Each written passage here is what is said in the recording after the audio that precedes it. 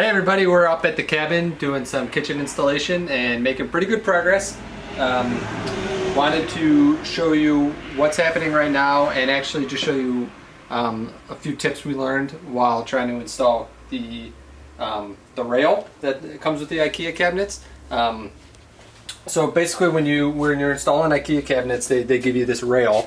You're supposed to put that in your drywall at the completely level, perfect height. And then all your cabinets kind of just hang right on them.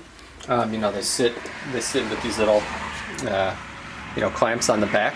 If you have nice, smooth drywall, that's really easy. You kind of just measure your height, get a few in, make sure it's level, and you're good to go. When you have a log cabin that then meets cinder block, it became a little tricky for us. So there were a bunch of 2x4s already in the log. This was used as sort of a mounting board for the previous kitchen's backsplash. So we just went from there and added more when needed, and just tried to keep a nice good foundation for us to screw the rail into. And there can be gaps up here.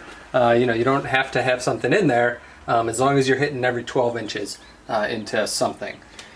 So the trick here was just making sure we had something to go into, and we were kind of nervous at one point we'd have to go into the cinder block, and we didn't. It was right above it, so that ended up working perfectly. So yeah, once those were on, we just hooked everything in. IKEA cabinets have little feet on the bottom that you would then adjust to fix any sort of leveling.